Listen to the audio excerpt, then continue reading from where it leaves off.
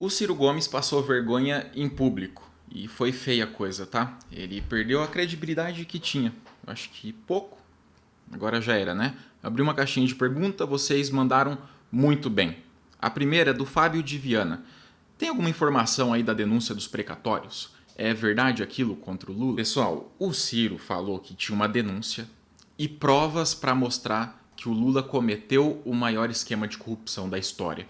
Tá acontecendo agora, é pior que o Petrolão e o Mensalão. O Ciro disse.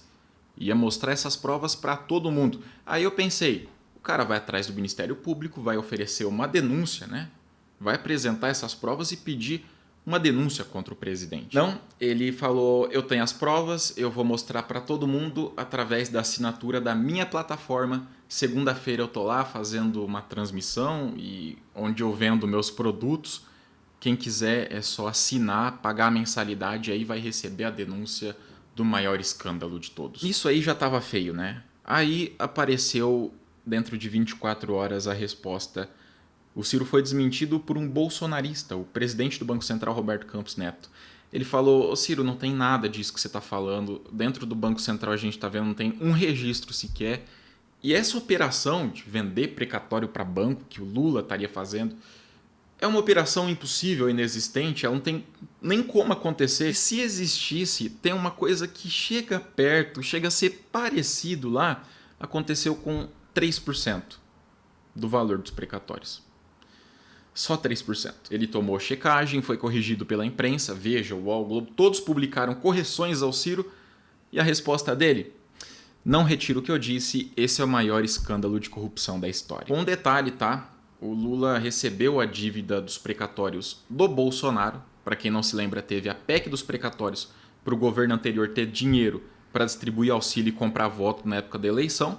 Essa conta ficou para o Lula pagar. Ele conseguiu pagar. Aí teve o suposto rombo, né? Resolvendo problemas dos governos anteriores. E o Ciro faz o quê?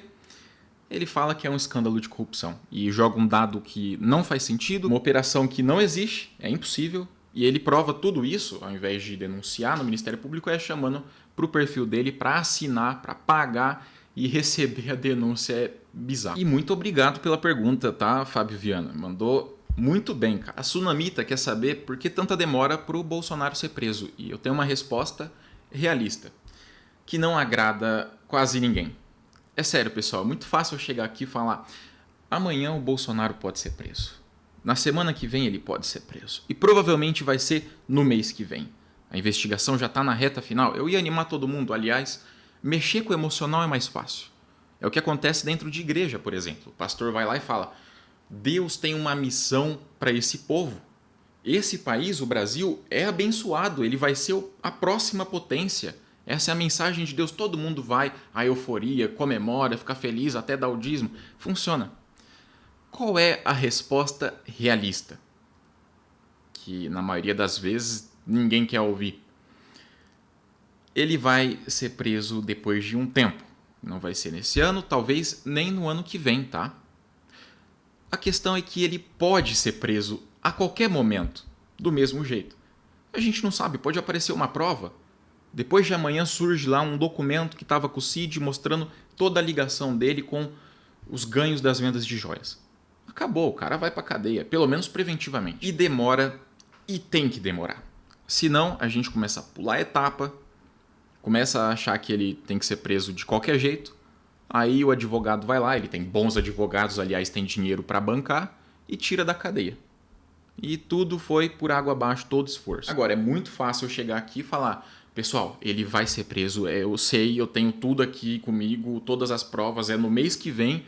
Agora deixa o seu like, aproveita que a pessoa está feliz, né? Acreditando nisso, deixa o seu like agora, ele vai ser preso. O Márcio Fabiano quer saber se eu acho que a prisão do Bolsonaro é necessária no momento.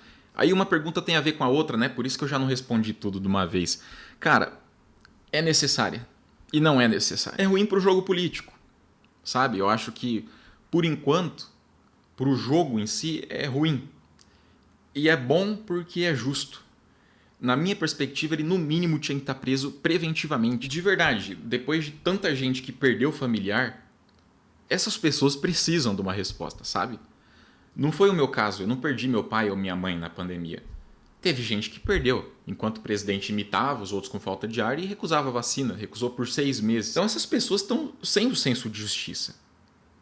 Tem um buraco aí, tá ligado? Tá faltando esse buraco ser preenchido. Eu não sei o que essa gente tá passando, só que não deve ser nada legal e eles precisam de uma resposta. E quem tem que fazer isso é o Estado, é o papel dele. Essas pessoas pagam os impostos para a justiça funcionar. White de Suca, quantos dias pro Bolsonaro ser preso aí, ó?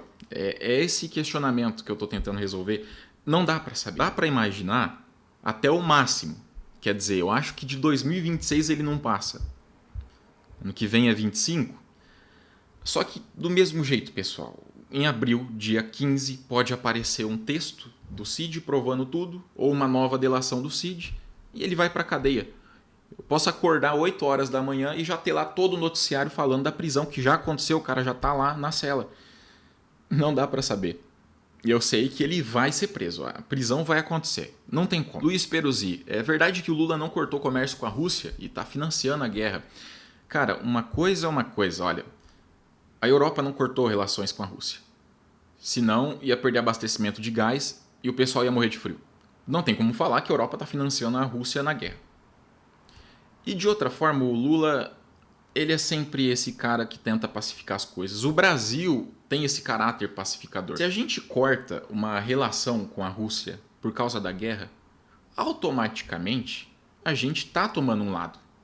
Quer dizer, se eu tirar recursos desse país, eu vou beneficiar o outro, logo eu estou apoiando o outro. A melhor forma de demonstrar naturalidade e neutralidade é continuar do jeito que está. Aliás, Israel fez o que está fazendo, disse aquilo tudo sobre o Lula, tentou prejudicar o Brasil no cenário internacional, agora pediu para reatar as relações e o Lula não hesitou. Já voltou tudo ao normal, quer dizer, tá bom, não tem problema, deixa os caras falar o que eles pensam do Brasil. Quer voltar ao comércio? A gente vai lucrar, eles vão lucrar e é isso que importa. Volta aí, se restabelece aí a relação e todo mundo sai ganhando. Luiz Peruzzi mandou também quem financia o tráfico. Essa aqui é a mais fácil de responder, disparado. Eu financio a Ambev. Por um motivo, eu tomo bastante. Quem financia o tráfico é quem consome. Agora, o traficante grande, todo o poder que tem, um poder paralelo aqui no Brasil que a gente vê de facção, e aí tem a disputa com milícia, não é culpa do brasileiro nem de quem consome aqui dentro, tá? Pessoal, 1 quilo daquele pozinho aqui vai custar uns 10 mil. Eu não falo por experiência também, pelo amor de Deus. Se os caras conseguem mandar para a Europa, o quilo sobe para 50 mil. E aí se vai para a Ásia, o Japão, por exemplo, sobe para 80 mil reais. O quilo. Tem até a pasta base, né, que chega a ser vendida a 100 mil dólares o quilo. Outras informações eu também tirei de documentários, tem muita pesquisa disso, é um assunto que me interessa. Pessoal, não dá para falar que é o brasileiro que sustenta, tá? Aliás, o Porto de Santos, lá em São Paulo, ele manda muita coisa desse aspecto aí, desse mercado. E, cara, não tem controle lá. Já disseram que a Polícia Federal ela não consegue mandar no Porto de Santos. É tanto dinheiro, é tanta gente com poder envolvida que já perdeu o controle. Era para ter tido reforma no Porto. E não vai ter. Pode mudar de governador em São Paulo à vontade. Quem manda em Santos também. Não vai mudar nada, entendeu? Essa é uma realidade que tem muito dinheiro investido, muita gente por trás. E sustenta muita gente também. Tem um mercado externo muito rico que depende disso. Chegou num nível que eu penso, não dá mais para voltar atrás. Eu acho que não tem como resolver. Da mesma forma que a Cracolândia é uma questão muito difícil de resolver quando tem gente poderosa envolvida. Para quem não sabe, a Cracolândia é excelente para o mercado imobiliário. O cara que tem uma grande empreiteira vai lá e constrói numa região, aí ele consegue comprar baratinho para construir porque a Cracolândia está ali. Depois ele consegue conversar com a prefeitura, expulsam os usuários, eles vão para outro lugar, aqueles imóveis valorizam. Aí ele vai lá, naquele lugar que a Cracolândia se instalou agora, compra os imóveis, ficou metade do preço. Vai lá, fala com o prefeito, ó, taca água, taca a bomba de fumaça, vamos tirar esse povo que agora eu quero vender. Desculpa, sua pergunta não tinha nada a ver com Cracolândia, eu só achei uma oportunidade aqui de falar de um assunto que eu queria bastante, tá, pessoal? O 3Ms é uma pergunta que, na verdade, é uma crítica. Ele não concorda com o que eu faço, Só que como foi respeitoso, cara, eu acho assim, é um ponto muito pertinente e eu vou responder. Você é ótimo comunicador, obrigado, cara. Por que não usa isso para se tornar uma fonte de notícias imparcial? Como foi respeitoso, eu também vou ser. Se eu tentasse, e muito, eu não seria imparcial. Não tem como, é impossível. Pessoal, a CNN, se a gente entrar agora lá, eles estão tentando ser imparciais. Aí sai a notícia de taxa de juro, uma coisa que vai afetar os bancos. A CNN Brasil também é dona da MRV Engenharia, o mesmo proprietário, uma das maiores construtoras que tem. E o cara usa financiamento bancário toda hora, né? Aí já é um conflito. Já vai dar para perceber que eles estão de um lado. A Globo, 100%. Quando aconteceu aquele ataque na faixa de Gaza que matou um monte de inocente atrás de comida, a Globo publicou que essas pessoas só morreram. E não citou na manchete que Israel atacou, abriu fogo de uma maneira covarde. De qualquer forma, eu seria parcial. Tanto é que o juiz, o operador do direito, ele também é parcial. Ele não consegue perder isso. Perder essa tendência para algum dos lados. Por isso que existe o direito, o ordenamento jurídico, a jurisprudência, para ele ter o que seguir. Porque por julgar por conta própria não ia dar certo. Tem um livro excelente do Norberto Bobbio, que é um dos grandes escritores aí que eu recomendo, Direita e Esquerda. Ele fala muito sobre isso. Sobre não existir o cara que está em cima do muro. No final das contas, ele vai estar sempre mais para um lado que para o outro. E o ser humano é um bicho inteligente. Ele consegue perceber as coisas. Se eu chegar aqui e tentar ser imparcial, vocês vão perceber uma hora ou outra que eu estou tendenciando para um dos dois lados. Uma hora vocês vão perceber, pode ser até nas entrelinhas. Pode ser até na expressão facial. Só que dá para perceber. Pessoal, é só ligar na TV, no jornal que estiver passando. Cada comentarista tem uma parcialidade e sempre tende para um lado. Sou eu no carro, pergunta, o Lula tá vivo? Como que conseguiram esse cara tão parecido?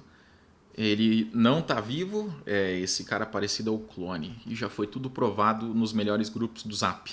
Pra quem não sabe, o Sou Eu no Carro é meu irmão. É claro que ele não acredita nisso.